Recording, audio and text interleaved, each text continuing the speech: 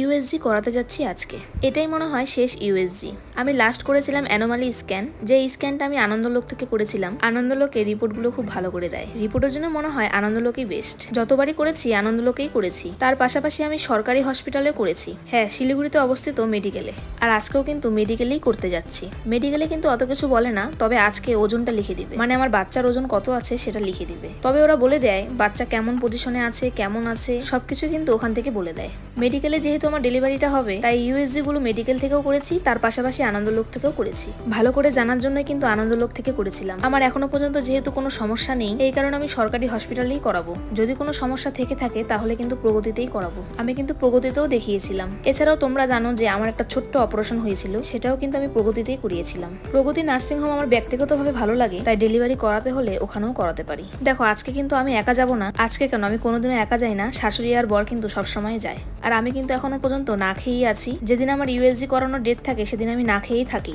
জানি হালকা কিছু খাওয়া যায়, তবে আমি খাই না। ইউএসজি করা হয়ে গেলে আমি সেখান থেকে কিছু খেয়ে নেব। মানে মেডিকেলের সামনে একটা ঘুগনির দোকান আছে, আমার কিন্তু বেশ ভালো লাগে। সেখানকার ঘুগনিটা খুব টেস্টি। আমি আবার সব হোটেলে খাই না, এই কারণে মা ভাত আর মাছের ঝোল রান্না করে রেখে দিয়েছে। ওরা দুজনে খেয়ে নিয়েছে, আমি এসে খাবো।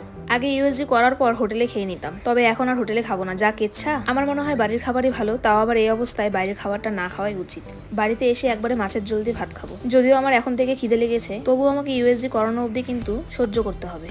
আমার বাচ্চার ওজনটা আমি লাস্ট জেনেছিলাম অ্যানোমালি স্ক্যানে, তারপরে স্ক্যান করেছিলাম, তবে সেটা মেডিকেলে। আর মেডিকেলে 29 উইক্সে বা 28 উইক্সে বেবির ওজন কিন্তু বলে না, মানে 30 সপ্তাহের আগে বেবির ওজন বলে না। 30 সপ্তাহ পর থেকে কিন্তু বেবির ওজনটা ওরা লিখে দেয়। আর এখন মেডিকেল একদমই অনেকটাই চেঞ্জ, পরিষেবাও খুব ভালো। এই জন্যই তো এখানে করাচ্ছি। যেখানে পরিষেবা ভালো সেখানে কিন্তু আসা উচিত, সে সরকারি হোক আর বেসরকারি। এখন নতুন বিল্ডিং এ ইউএসজি করায়, আর সমস্তটাই এসি।